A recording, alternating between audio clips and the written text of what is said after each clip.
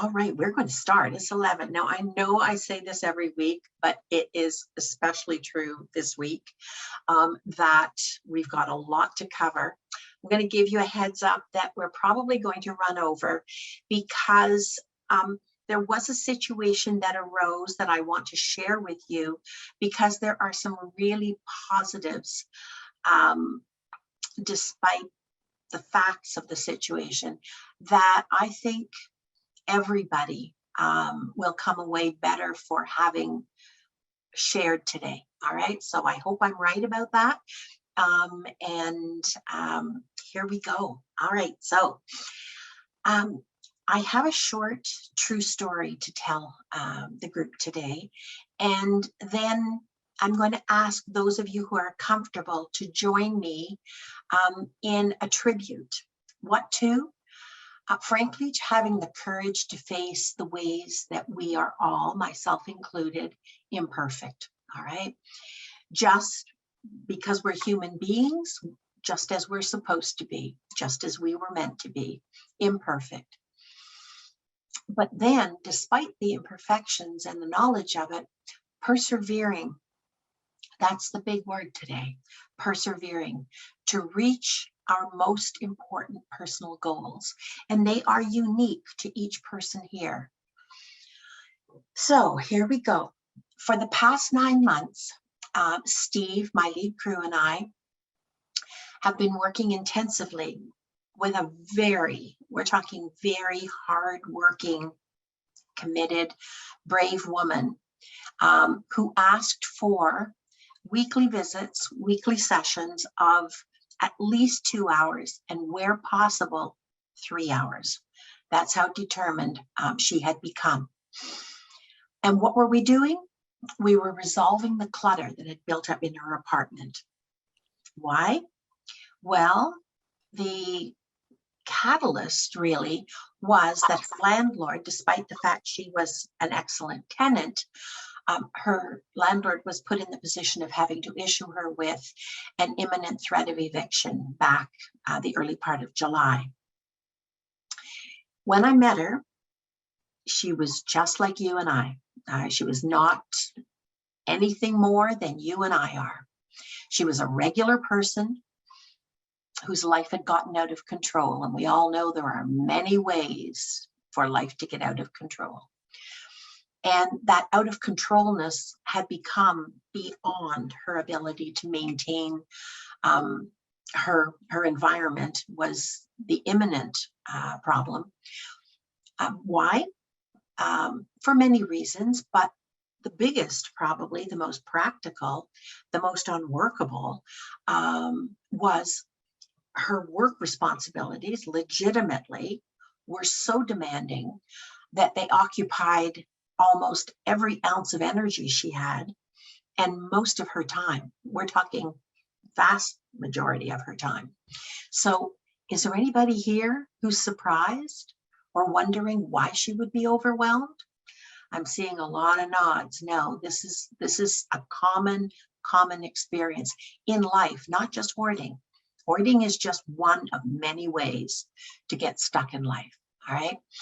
So she and I and Steve worked, I think diligently would be the right word.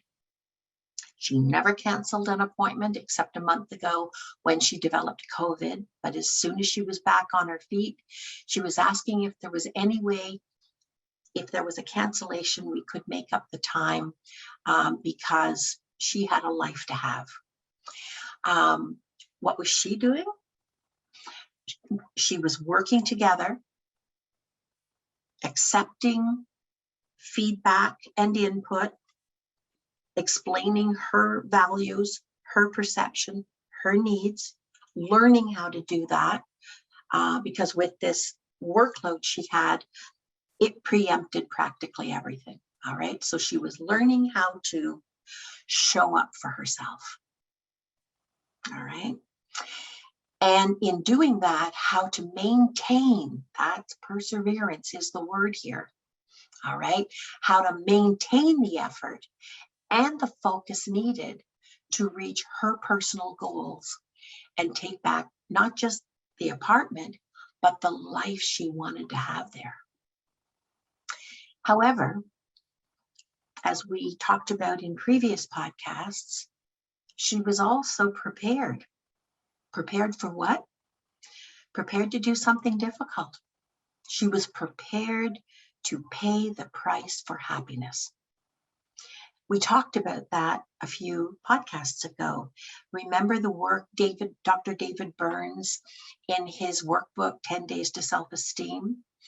All right. It's one of the things, one of the elements that right out of the gate, he asks people who use that workbook and work with his body of work. Are you prepared to pay the price for happiness? Okay. Now, I'm going to call her D to maintain her privacy. And the truth is that I struggled. I struggled this week with whether to ask this podcast community to acknowledge her and applaud her success. Her success was, what was it that I'm asking you to do? To acknowledge that she was persevering to sort and triage. We're talking mountains of paper and things. And as you'll see a little later on in the podcast, I have had that video that I tried to share with you the last time. I've had it remastered and the sound has been corrected, and we're going to play it again. Why? Because, and just by the way, while you're watching that video, please forgive my bad hair day. It was a stellar bad hair day. Something you really want to go down on video. The reason that I want you to indulge me in replaying that video is I think it's important to observe. It's living proof that it's possible to overcome piles of papers and things. It's not just talk. It's not just imagining. It's not just something you see written on a page. You see it in action. And it also illustrates how everybody wants to take back their spaces. Everybody wants to take back their lives, all right? But how do you do it? That sometimes is the tripping point, all right? It illustrates how to do it simply, and that it can be done. And I particularly want that video today. It has special meaning for me because she's off camera right beside me on the couch, asking to maintain her privacy. But she is keeping up with every decision that I articulate to you. All right, it's not just me doing it, somebody who's done this for 20 years. She is keeping up with me on the couch. And if she can do it, I believe that most of you, all of you, if you are prepared to pay the price for happiness, all right, do the work and challenge the way, the conclusions you make about what you're capable of and not capable of, what is a priority and not a priority in your life, all right? Okay. It wasn't just paper. We went through mountains of stuff. And what was my role? My role wasn't to make the decisions. My role was not to tell her what was right and wrong, all right, not to tell her what she needed to do. My role was to counsel and coach her to make choices that reflected her relationship to her things, always using her relationship and the values that she needed to use that were part of her as the deciding factors, all right? So this can't be done without you. You are an essential, fundamental piece to this work happening. We also, though, paced ourselves. Did I mention mountains of paper and stuff? All right. So we worked at her pace to get her to where she wanted to be. Why? For the next chapter of her life, she was looking forward to what this was going to give her. And it was also important that this life carried with it the things that were most important to her, not me, not somebody else. Nobody else had an opinion. It's not anybody else's place to have an opinion about what in your life or your environment is the most important for you to carry forward. There are one or two exceptions, all right, which speak to a different problem. If something is irreparably contaminated, at that point, let's tell the truth, we have to have a slightly different discussion. Okay, all right. So the story, the true story. Last Saturday, Steve, my lead crew, if I've never introduced you to Steve, he's my lead crew. He is a jewel. I depend on him. And I arrived for our confirmed appointment. It had been weekly. We went up to Dee's apartment and we rapped on the door. In fact, we rapped on the door a number of times, but there was no answer. That was very unlike her. So on the third knock, which I have to admit was slightly louder than the first few, her neighbor across the hall opened her door and said, excuse me, she's not there. And of course, probably based on 9 months history, I was just sure that she must be there, of course, just maybe probably temporarily inconvenienced. No, she said she's not there. And then she added, last Tuesday, there was food delivered at her door. It was a particular healthy food she was switching over to. And in her efforts, see what she did? She made decisions that she would give her something to free up. It's not like that focus or that energy was in abundance. She had to make decisions about where it was going to go. All right. Okay. So the food was delivered at her door. And she said, I noted when I was taking my dogs for a walk in the evening, I noticed it had been delivered. And I thought, wow, that's nice. Maybe I should do that, she said.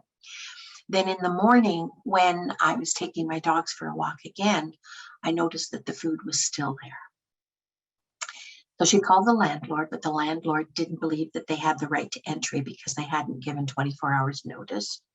So she very apologetically said to me, I was forced to call 911.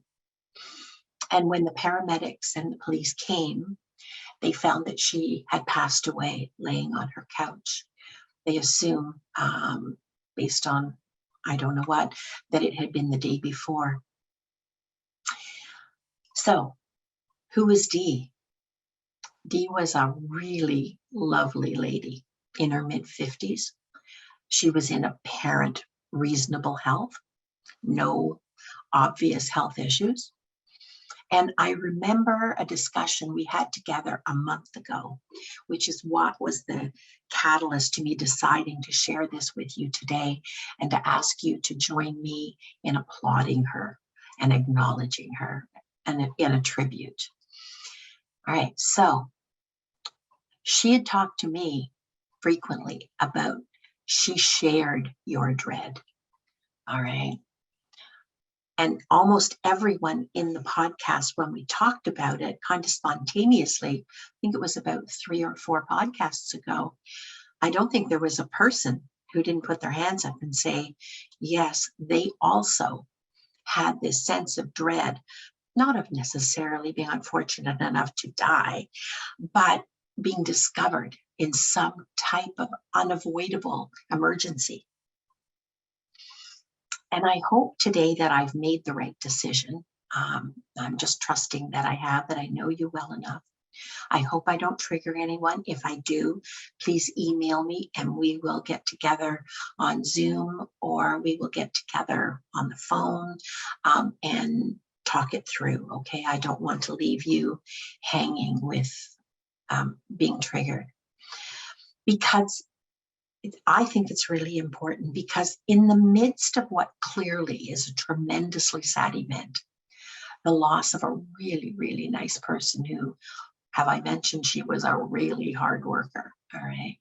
It occurred to me how important it was to offer each of you the opportunity to know the story, the truth of it, and to be inspired by Dee's very real, comparable to your own visa facsimile, all right, experience with hoarding.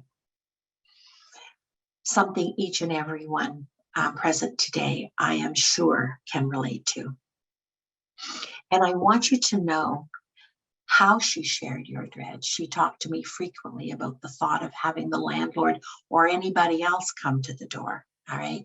And never being able to have people back to her apartment and reciprocate on their invitations. And as we made progress gradually, she also shared, as we cleared areas, as we made progress, as we reduced piles, how immensely happy and relieved she was, step by step, being comfortable doing something, being able to do something as ordinary as opening the door unafraid. Unafraid. Even for landlord check-ins. And to start off, I just need to say how honored I have been to be her coach and counselor, and the coach and counselor for anyone else. She is no different from you or I. She is an ordinary person in unordinary circumstances. Because the one thing that can be said with certainty, despite the fact that when the police arrived and the paramedics and later on the coroner arrived, clearly that was a negative, all right, finding her deceased. But despite the sadness of her life ending suddenly, I picture her, and I invite you to do so as well. I picture her looking down, and I see her face, the face that expressed the happiness, the relief, the lack of dread of her being proud of her apartment. We're not talking satisfied and mildly apologetic here. We're talking that a reasonable improvement, not perfect, all right, made her proud of her apartment. And what do I take pleasure in? I take pleasure that there was nothing that anybody could find fault with, could criticize her, could make comments about. In fact, I'm pretty sure that when that door opened, each person looked in and thought, ah, what a lovely apartment. Okay, and not because it was full of valuable things, not because there was anything in that apartment that was special, all right, or unique, or gee, I wish I had that, all right? It just spoke simply, humbly. It spoke to her taste and the things that mattered most to her. Why? Because she was so proud of her accomplishment, not her things, not finding her things. She made those decisions. It was her accomplishment.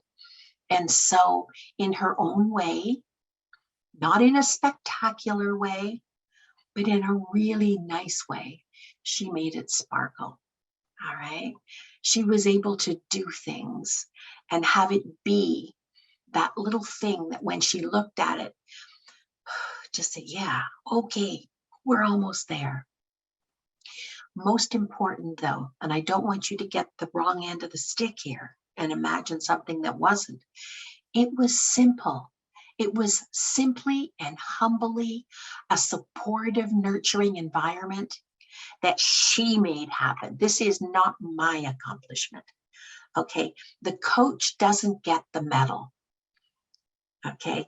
The person who does the work and does the job gets the medal, all right?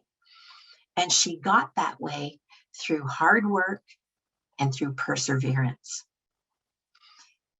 How did that come about? It started, and I invite you to consider how you can make this happen in your life, because each and every one of you said you shared the dread.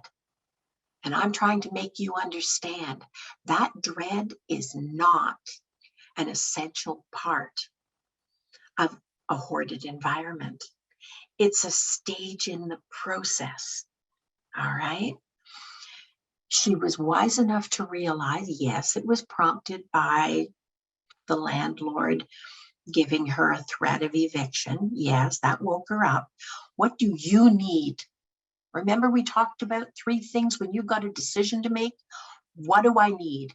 Where is it? And how do I get enough of it to make the difference?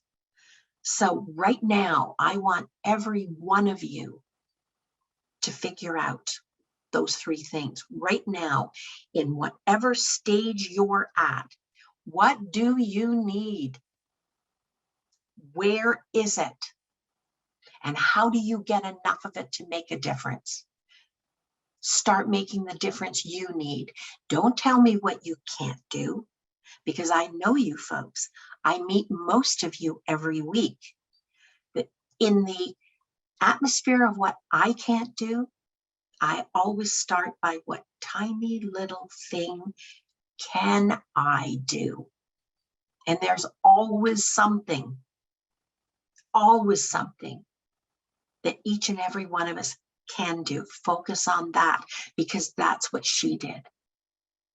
She was wise enough to realize there was no point in repeating an old pattern of trying on her own.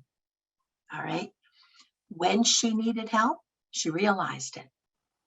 And to make it a priority to find and accept the help you need.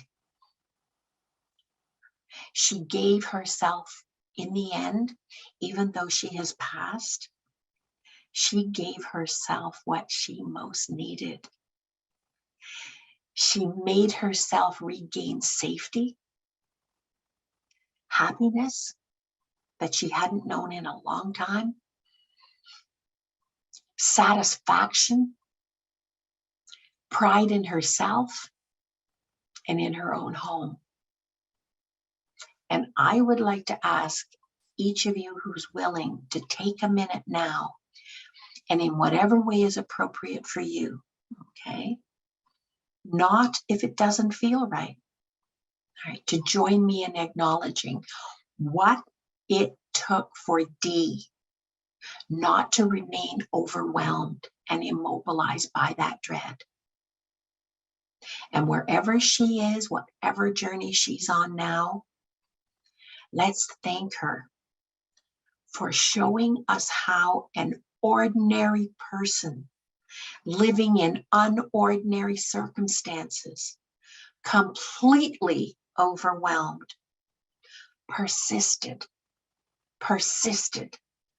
until she reclaimed not just her home, but her peace of mind, her self-respect and dignity.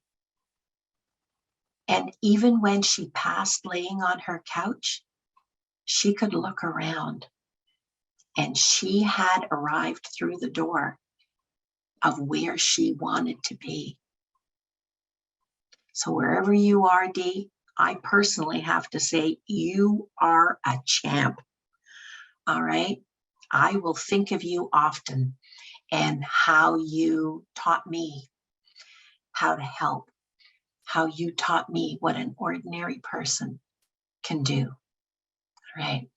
And I think I've probably said it way too many times. I am pleased and honored to be any part of that journey. And I know most of you today, maybe all of you today here at the podcast, will not just be happy for you, Dee, but they'll also be inspired to give themselves the same chance. And they too, like you did, they will have to pay their own price for happiness, because there's always a price for happiness. All right? That price often involves summoning the courage to be willing to see things a little differently, to get unstuck, and to follow through and persevere. No matter how it feels, feelings aren't facts. They're important to know.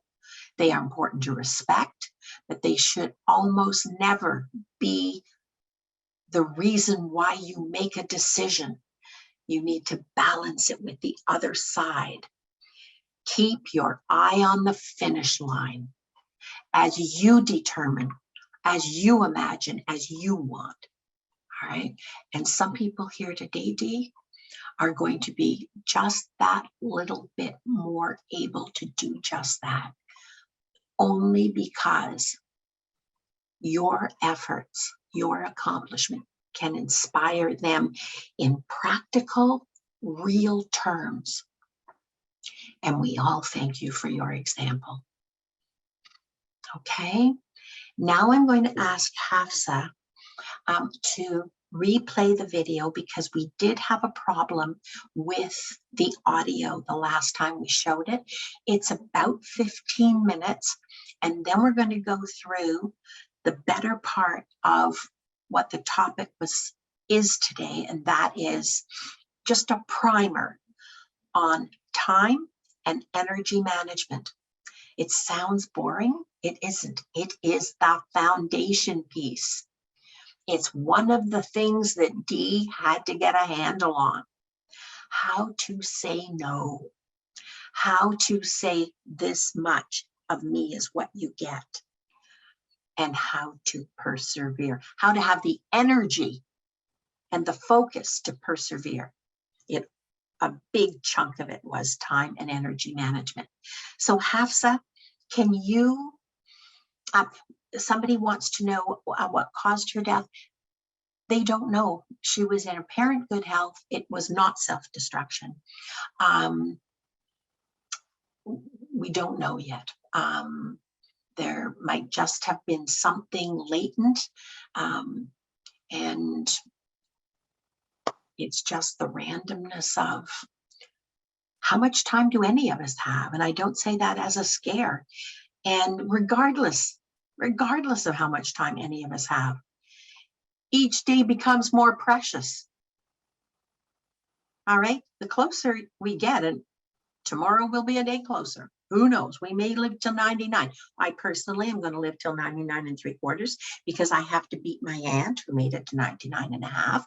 And somebody said to me, are you going to retire anytime? And I said, yeah, I will retire with my foot in the air on my way to my next client.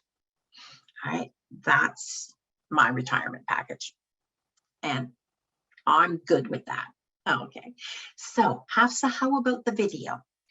Okay. Do you have it?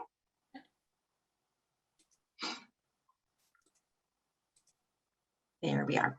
Okay. Good. Hi, everybody. I'm going to give you a coaching session on triaging your paper. The selections are discard, plastic, shred, recycle. Okay, so this is an order somebody has put in. And what we're looking for here are account numbers and the name. So why are we doing this? Because we don't want anyone to have access to your financial information. All right, there we go. This is shred, this is recycle. All right, this paper is a financial paper. All right, so there are pieces of information personal to you on this, and because it's financial and it's legal, it's outdated. You're not going to keep it, most likely, but we are going to shred it just to be sure. Why? Because we don't want to give others an opportunity for either proof of residency or identity theft. That goes in shred. All right, this one is just a notice, but it does have the person's name on it. So, because this person prefers all paper with their name on it to be, the name part to be shredded, we will honor that.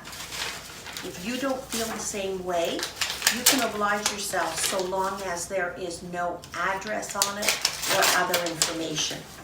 What is this? This is a notice. It's got the person's name on it. So we are going to shred that. This paper is a mailing information sheet. There is no personal information on it like name, address, number. That goes to shred. And the filler, we double check just to be sure, it doesn't have any identifiers as well, it goes to shred. This is just an envelope, but it does have the person's name on it. They prefer to maintain their privacy, so this goes to recycling, the name goes to shred. This again, ripped off the name portion on this side, it goes to shred. A check. It's a blank check. It's an empty check, unused. However, there's way too much information on this. That goes to shred. This paper is an Amazon order. Woot woot. And it has the person's name on it, so that goes to shred. It has their name in 2 places. Very quick, just peel it off. That goes to shred. This goes to recycle. This is a notice. Again, person's name is on it and their apartment number. That goes to shred. This is probably a baggage tag from a flight, but it does have the person's name on it, and so that's going to be a story for another day. We're going to have to cut the name off, or that could, just don't say anything. Are you able to shred that? Okay, so we'll just take the easy way out on that one. It goes to shred. All right, this paper is an insurance form, so you want to be really careful with these. It's got, what is the date? 2015, it's now 2022. No judgment there. Paper builds up. It's difficult. It has the person's name. It has a confirmation number. It has a plan number. Way too much information. We rip off all the identifiers. They go to shred, and we're just going to do a double check here. There was a receipt on the back of it, person's first name. Check front and back on all pieces of paper that carry anything having to do with residency, so proof of residence or proof of identity, your signature, any account numbers, even if it's not a credit card. All right, this is a promo from Bell. Probably innocent, but let's just double check. On the outside, there is no identification. It goes to recycle very quickly. And on the inside, are there any identifiers like a name, an address, anything? Nope, goes to shred. All right. This is a business card, so do you want that? Is that important? Nope, recycle. All right. So this is a bill. It's a capital one. So what have we got here? We have got outdated, 2015, has a person's name. That definitely is going to go to shred. Nothing on the back goes to recycle. All right, let's open something maybe a little more complicated. This is personal and confidential. That should raise your awareness. We're going to rip off the name. I'm going to shred that and make sure that there's nothing in there that is legal. That goes to recycle. All right. This is a parking ticket.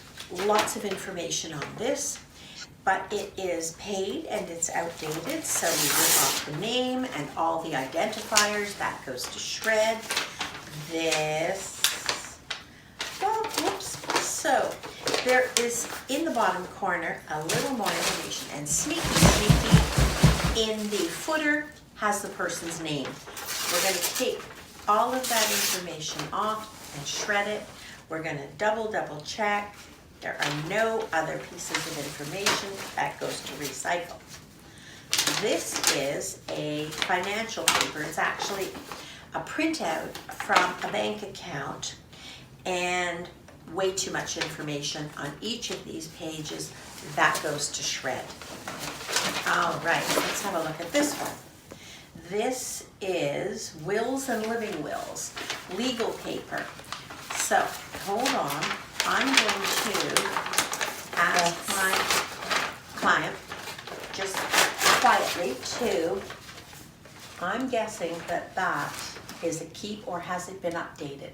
It's definite keep, okay. Put it back in the envelope, because you have, this is one time when the envelope gets kept, because you don't want all of that falling all over the place.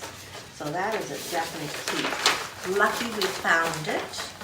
Hopefully it won't be used for a very, very long time, but important to keep safe and sound. That's why you triage your paper before you decide it all has to go out. Because when paper has built up, you can't be sure that there isn't something in it that will compromise you. All right, this is Ben, name there. I'm gonna pass over a few pieces here to my 97. Probably we are looking for identifiers. There does not seem to be anything that is an identifier, not an account number, not a name. Recycle. This is a personal loan plan receipt. Too much information, that goes to shred. Plastic. Do you need this for the bottom of a carry case or anything? No. Okay, so this is garbage. All right. This is the shopping channel, and there is, it's a return label. There's no identifier. It goes to shred. Recycle, sorry. This is Canadian Living, but there is no personal information about mailing it out. That goes to recycle. We've got a fax from work. It's from 2000. There is a name on it. We probably want to take that name off. Absolutely do. That goes to recycle. And the name and the phone number. And even the message, that's okay. It's a benign message, but the identifier is there. And the same with this. Rip off the top, shred, rip off the name and the phone number, recycle, shred. All right, let's do a few more just so that I can show you the difference. So, next paper, these are installation instructions, and I'm just going to get a yay or nay. Would you have a look at that and tell me whether that is a piece of furniture that you still have, and would that be useful to you? Putting it together or taking it apart. Legal document from a purchase of a property. So this, it is dated 2000. Is that the main information piece is a shred? Okay, there's a shred. Doesn't matter what the mortgage rates are because they aren't that anymore, and there's no information on the back. Okay, we've got seasonal maintenance checklist. So those were the rules around the condo, that they were obliged. Absolutely no identifiers. We can recycle that. The budget from the condo association. Hopefully they can up with it. Good with that going. We want to give away our little tags. Nothing on here that is, this looks like a building inspection, so that's long since important. The property has been sold, the person has moved on, there is no legal obligation to hold on to that, no reasonable obligation to hold on to that. There, we've got another little clip that might be handy, no names, recycle. Certificate of automobile information. Here's a good one. All right, lots of information on this. That needs to be shredded. This person's shredder does manage staples, so we don't have to remove them because they will be removed in the shred it. There's way too much information on this automobile insurance. The whole thing probably, let's just see the back pages. Yep. Yep, the whole thing needs to be shredded. All right, one more. All right, all members, this is employee information. So this first page, just rip off the name. The rest of it, no identifiers. But inside, employee number, that kind of thing, really outdated. So it does need to be shredded. Hope that was helpful. We've covered bills, promos, legal papers, purchase and sale of property. I think we've done a really good cross-section. I hope that's helpful. There we go. Okay, how helpful was that? Okay, you see how you can just get into a rhythm, but here's the trick. Before you start, you set the criteria in your own mind for what is important to you and what isn't. All right. Use the guidelines from 2 podcasts ago. I went through a whole list of documents that are important, what makes them important, at what point are they unimportant. So review that podcast in the webcast recordings, and then just take a deep breath and start. All right. Try really, really hard not to start digesting the contents of what it is. It either meets the criteria or it doesn't meet the criteria. And if it meets the criteria for shredding, for recycling, for keeping, then that is the decision to be made. You don't need to read the whole document, but have those criteria clear in your own mind before you start. Because what will happen if you don't? Curiosity will take over. You'll fall in love with the available information. You'll go, and if it's not legal papers or financial papers, you'll start going down memory lane. All right. This is one time you don't want to be on memory lane. You want to build new memories. So don't fall in love and don't get distracted. Okay. If you have difficulty with that, go back to the webcast recording on, even if you don't have ADD or ADHD, that's a continuum. And when you're under enough stress, even if you don't have attention deficit disorder or attention deficit hyperactivity disorder, all right, you can be somewhere on the continuum of it under enough stress. So let's do a primer on time and energy management now. And why would we do this? I'll repeat myself, because these are the foundation pieces to making your goals happen. To making your goals happen. And in the beginning, all we're aiming for is good enough. Why? Because good enough is good enough. When you get down to the core information that you're going to keep, you can raise the bar. Why? Because you have less to attend to. It's not going to become a life's work. All right, so I have a question for you. Do you have an agenda? Anybody? Good. Okay.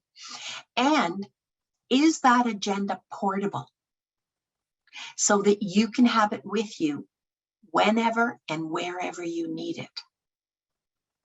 Sometimes, quite often, what you've got on your agenda, all right, you need reminding of. You can have a hard copy. Where did I put my hard copy? Hold on a second, folks.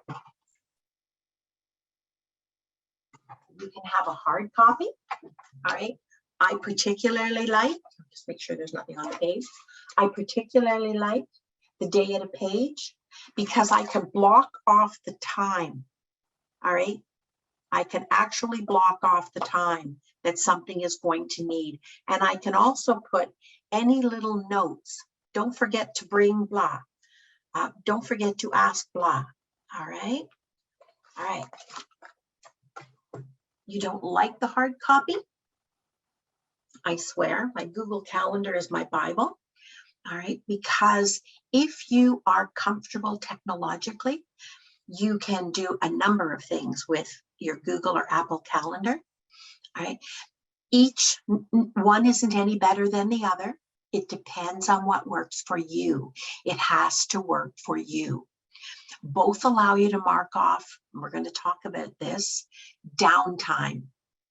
Both allow you to take notes so that you know what you need to know in the moment. What kinds of things? So on my calendar, if I have somebody in my calendar, I can actually put, I don't generally put their last name in case I ever lose my phone, but I can put their name, their address, their telephone number, their preferred telephone number, their buzzer number, whatever additional information I need for what I need to do in that time slot. All right.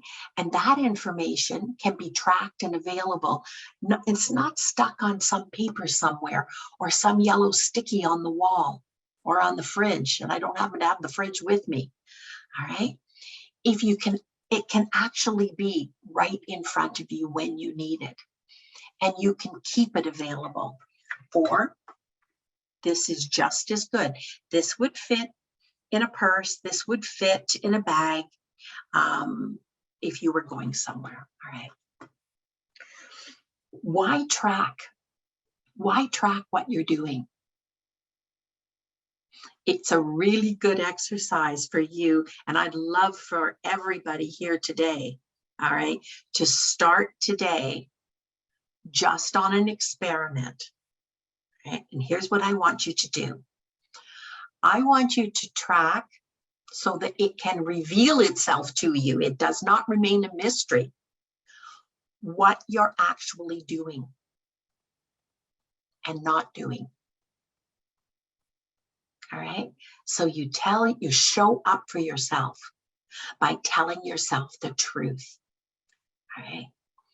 It's not that you're misrepresenting it, but it can become a fog. It can become a distant memory where it feels like you were really, really occupied. You were really, really busy. Here's something that most people don't do, and I think it's a great exercise on this experiment to incorporate, and that is the passive time you spend as well as the active time. So that when something else needs to be factored in, you can mark off the amount of time that that specific activity is going to consume. Like food, like fluids, do you get to keep and reuse the food, the fluids? Once it's consumed, it's gone. And if you make a habit of passively consuming time, and you're telling yourself that you're too busy or you're too something, that's a decision that is up to you, depending on what stage you are in your mindset. All right. I respect that. Everybody's at a different stage. However, even at whatever stage you're at, it's important to tell yourself the truth. It's important for you to give yourself the opportunity to encounter in real hard facts what is actually happening and transpiring. And so if you track your passive time, and I'll talk about that in a minute, as well as the block of time, not just 9:30 doctor's appointment. Well, that's interesting. You'll probably show up for the doctor's appointment, but anything later in the day is probably going to be a mystery, okay? Or it's going to be a challenge. Block off the time that it normally would take. Block it off so that you don't discover it later on in your day that ad hoc you've missed something or you don't have enough time for something. Like the 3 goals we've talked about endlessly. Joy, fun, and play in every single day. doing something that reminds you are a learning, growing, developing human being in ways that are important to you. And then the same thing we all have to do. A little bit, an equal time of the boring work of life to stay ahead of it so it doesn't claim your self-respect by claiming your space and claiming your sense of safety. All right. And if you don't have to discover things ad hoc and then rejig, you cut down on the stress. And this is particularly important where you're scheduling anything that particularly involves other people or professionals. All right. When you block things off and then you need to stick something else in, it allows you to do something that you usually can't do. And that is more precisely with the time you actually have available to ask for that other thing to get incorporated at a time that actually works for you. You begin to show up for yourself, all right, rather than get dragged behind the bus trying to keep up. A lot of energy, a lot of hope, a lot of focus gets spent trying to keep up. Okay, so since keeping a calendar, whatever form, is a commitment, I suggest that you stick to one variety. All right, please resist the urge to have to duplicate anything. Don't write it down on a yellow sticky. Okay, don't write it down on a yellow sticky and stick it on the wall and then take that and copy it into your agenda or put it in your right from the get-go. Take the 2 minutes it will take to incorporate it into whatever agenda you're going to keep. You just saved a lot of aggravation and a lot of energy. One job well done is better than multiple jobs on the go having to redo for the same information. It's not like you're gaining anything. You're not gaining anything. At the point you write it down, you have it. The point is, do you have it when you need it, where you need it? All right. The other thing too, about deciding on one format when you're getting ready, when you're getting used to this, you're kind of earning your creds about keeping an agenda, a schedule. It saves you having to repeat the input and rechecking for updates. All right.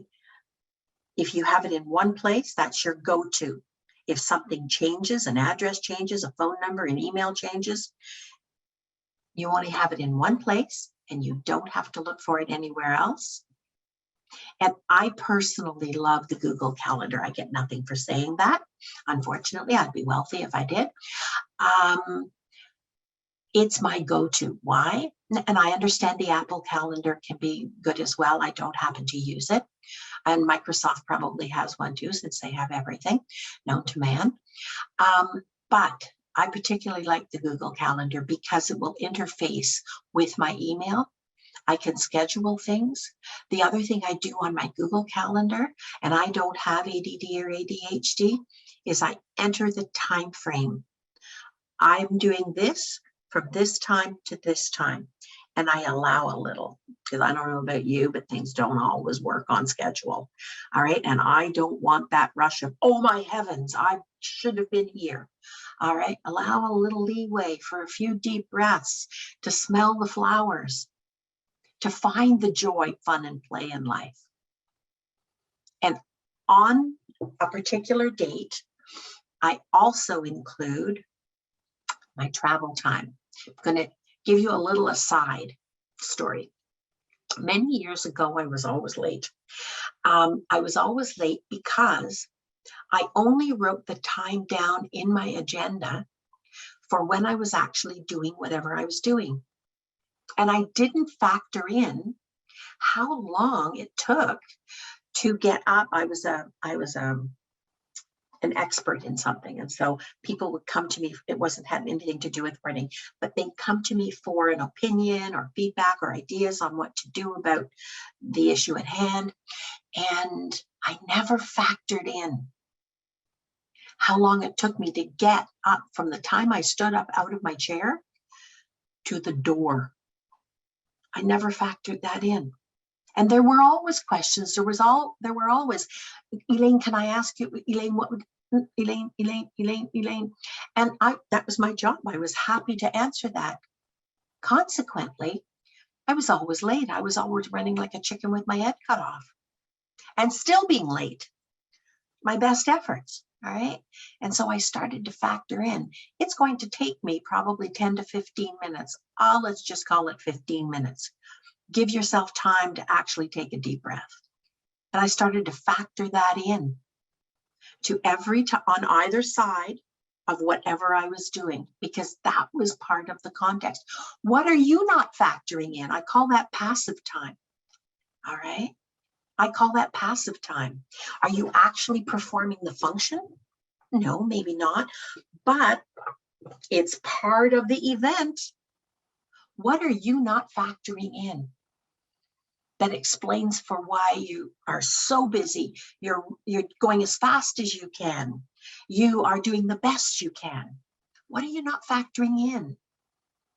The other thing I really like, and I take this from ADD and ADHD work, I color code things with a dot. All right. So red is professional. That means it's my responsibility. There's a red dot beside that event. Purple is personal. All right. Green is available. And financial or responsibility due dates and things like that, I check all day on the Google Calendar. There is some facsimile on the calendar you do, even if it's a hard copy. All right, you can circle it, you can put a star beside it, make it stand out. All right, and on those entries, I make them banners on the Google Calendar. But if I was doing that in my calendar here, I might do, make sure it's not confidential. Oh, this one is okay. It says done, done, done, done. I love it. Okay. So at 10 o'clock, a job done. At 11 o'clock, a job done. And between 2 and 3:30, Steve and I are going to be doing another job that got done. All right. So make it work for you. Make it meaningful. Make it give you in very, very quick succession exactly the information you need, and you're able to prioritize it. It's personal, it's financial, it's a bill to be paid. That's another thing too on calendars. When I get a bill like everybody else does, and it's not due now, it's due out here, I enter it in my agenda for the date it's due. And then depending on how I'm going to pay for it, if I'm going to pay for it online, I back up 5 days and I put pay, bill, due, blah, by PayPal, by e-transfer, by whatever, today, capital letters, today, no ifs, ands, or buts. All right. And if I need to be reminded to send out a check because they don't accept that, or there's some other physical thing I have to do, I give myself a notice on such and such a day. Get ready, you've got to be wherever you need to be to carry out this activity. All right. The other thing too is I've done about the 5 days. A hard copy or your electronic, you can take notes on it in the description as well. All right. If there's a task that I need to do, I enter the task, not every tasks, but just the tasks that have to be done. All right. So it helps me prioritize. And so the color coding is an immediate cue to me as to what it's going to demand of me, probably how much time it's going to take. Do I need to bring something with me? So for instance, if I see blah, blah, blah, blah, red dot, my first thing is, who is the attached to that red dot? It's generally a counseling session or coaching session. And sometimes I need to bring something with me. Don't forget to bring rapid tests. Don't forget to bring extra N95 masks for the client because they don't have one. Don't forget to, all right? And I check it. In fact, I think I mentioned this to you before. I don't like to rush in the morning. Some people don't mind rushing in the morning. I don't like to rush in the morning.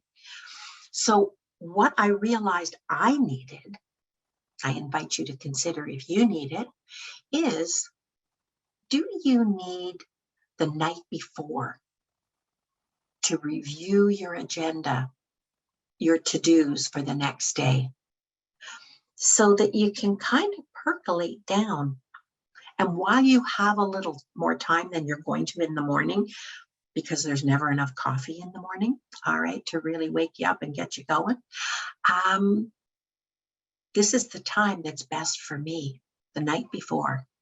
Who do I have tomorrow? Blah, blah, blah, blah, blah. What do I need? Okay, got it. And then I put it in a heap right by the side of my door, and off I go. All right.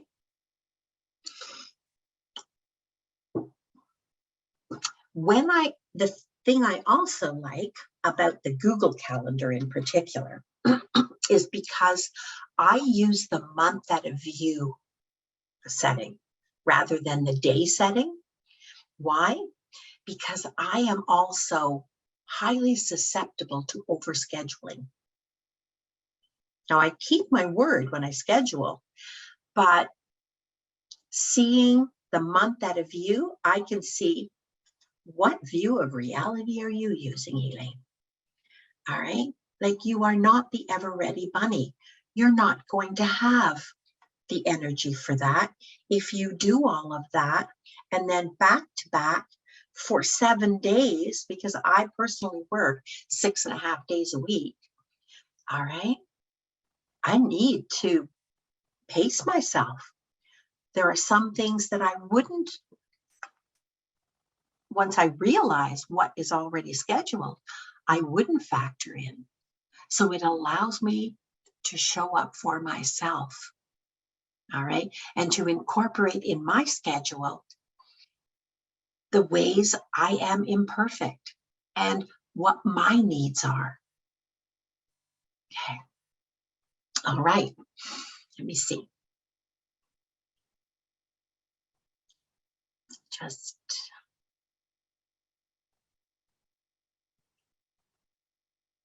the other thing I want you to, I'm just looking here for the next important piece of information.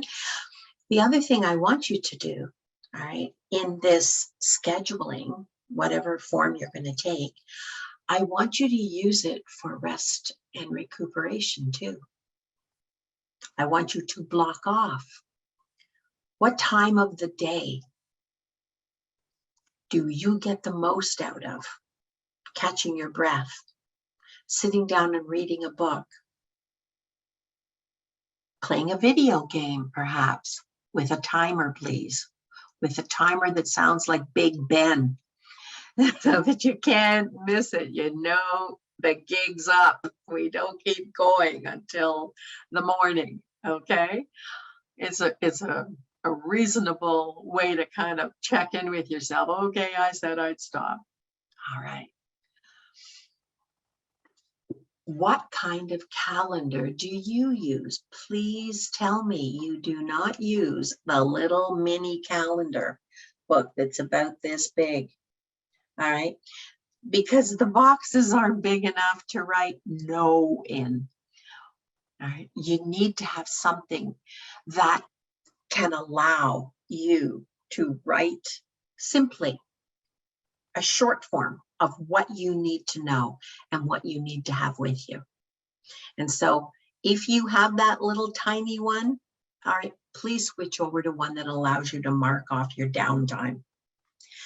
Your passive time, the passive time that's used too. All right.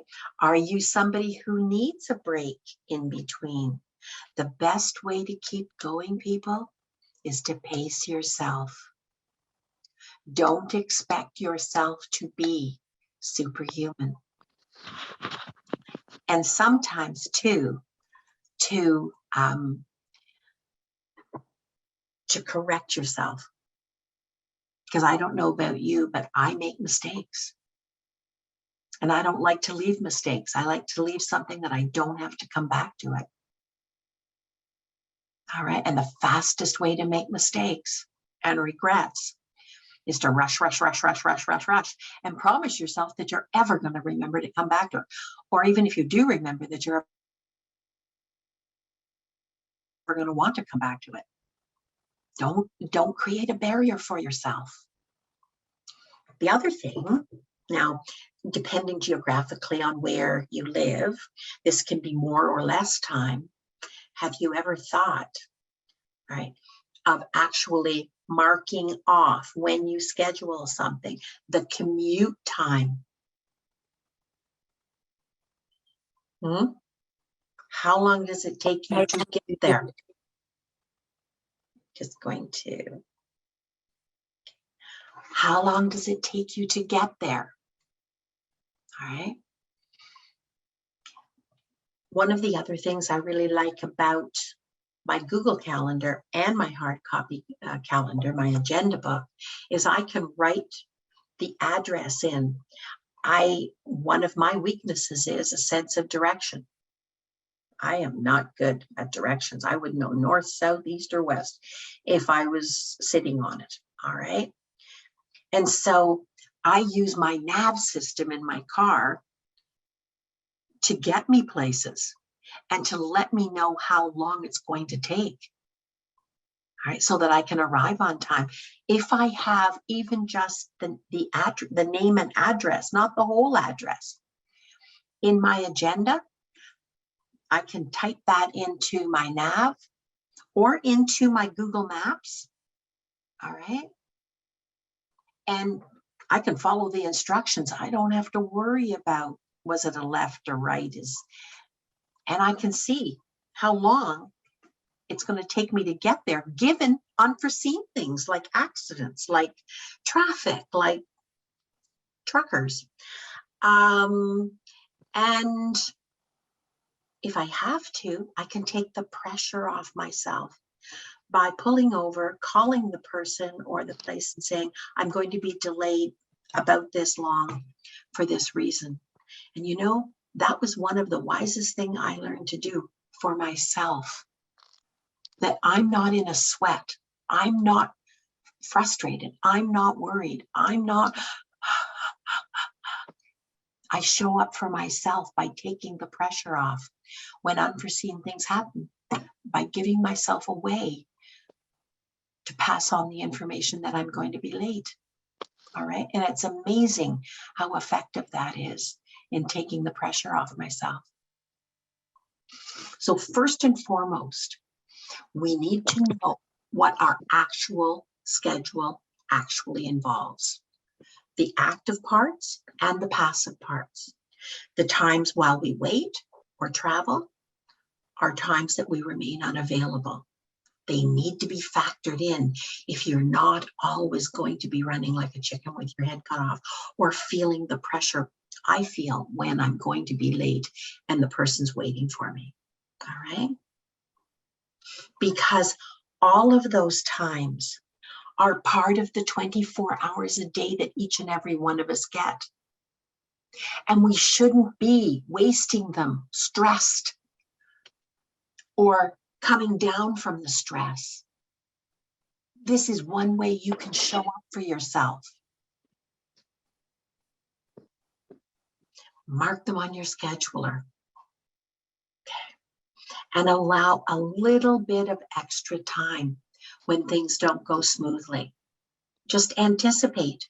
All right. So the other thing I want you to consider incorporating into this schedule, because Dee needed to learn how to do this. This was not second nature to her. All right. She really needed to struggle with this. And she did. And she did a pretty bang up job of climbing on top of it. What about joy, fun, play? Where do you think you're going to get the fuel to do the work that's necessary to pay the price for happiness? This is not magically going to occur because you want it. You have to plan for it. You have to allow time and space for it, and energy. Joy, fun, and play. What do you want to do or participate in that reminds you that you are a growing, learning, contributing human being? That's where you get a sense of purpose and a sense of meaning. And we all do better. We all do better when we do that in a way that is meaningful for us. And the third thing is, then there's always the boring work that has to be done of everyday life. That's also the price for happiness. Okay. What components of what we're talking about are you not incorporating in your awareness of what your schedule is? What are you not incorporating? All right, that might explain a small or large piece of why you feel overwhelmed. And some people have told me they feel empty because they banged their head on defeat often enough that if they're not already, they have started to feel defeated. Work is one important factor in all of our lives, whether we get paid for it or not. But people, it was never meant to be the whole deal. All right. It is a very important part, and we shouldn't ignore it. We ignore it at our own peril. But we are supposed to keep it in balance with the people and the things that make you feel alive. Equal parts will create balance. I don't want to hear you say, but I can't because there's so much work to do. You are not children. This is not Saturday morning. You do not just have chores before you can leave the house. You're adults. Everybody is an adult, and everybody needs to show up for themselves. Joy, fun, and play in equal parts with what do you want to know more about? What do you want to be better at? What gives you a sense, that sense of accomplishment? What are your skills? What are your talents? And are you drilling down on those? Are you using those? Are you accessing those? That's a gift you were given. I personally, some people paint, some people sing, some people do a lot of things, all right?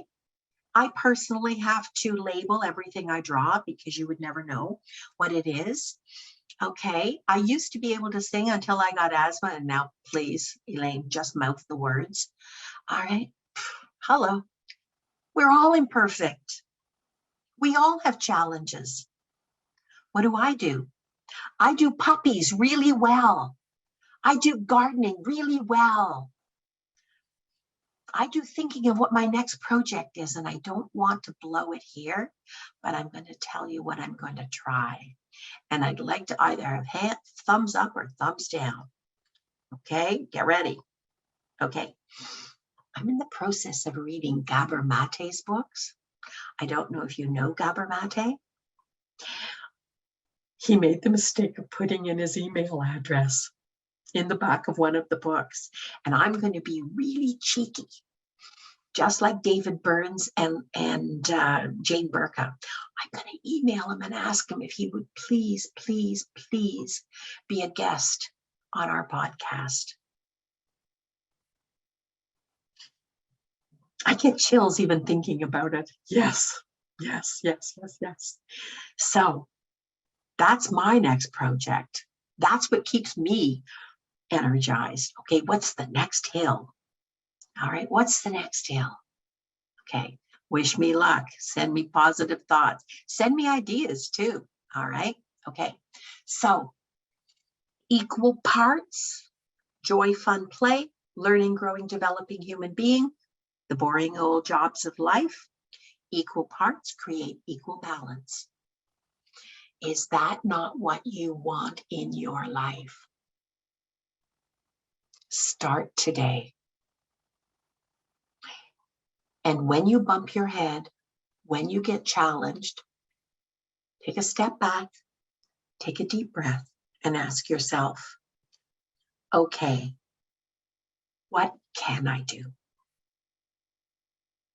And am I showing up for myself by creating a schedule, by being accountable for where my time is going? Because if I have this set up for failure, all I'm feeding, we talked about the chemical balance in your body, all I'm feeding my brain are hormones and chemicals that are going to defeat me. But I made that choice. I made that choice by not being willing to think and try a little bit differently in ways that are important to me. Don't think that's just happening to you. It isn't. It's part of a choice, active or passive, that you are making. And passive choices are choices too. You need to be willing to pay the price for happiness. And that is to make yourself accountable, to tell yourself the truth, despite whatever you're going to end up doing. All right. And to balance what's going to uplift you and energize you and give your life meaning. Why would you do something difficult if your life isn't meaningful? Why would you do that? Of course you wouldn't do that. No sane person would do that. All right. The active parts and the passive parts of where your time and energy is going. And I would love to have feedback in the form of emails from you. Don't delay. Take a lesson from Dee. Don't go overboard. It's not a matter that the whole day will be about joy, fun, and play. All right. Don't go overboard. Look for balance. Because we don't know. We don't know. So I say, don't be sad. Don't dread. Don't get negative about it. Make every moment of every day exactly what you and those you love want and need it to be. And whether you cross the finish line or you don't, in spectacular ways, reclaim every day a piece of what you don't want in your life. Reclaim it. And if it's a tough day, make it a small piece. If it's a day you've got a little extra, do yourself a favor. Make it a bigger piece. Okay? We will see you next week. Take care, everybody. Next week may have to be a pre-recorded. I just want to let you know, because I do have a commitment that might interfere, but I will prepare something for you to contemplate, and I hope you all show up. It was great having you with me today. Take care, everybody. Make it a good one.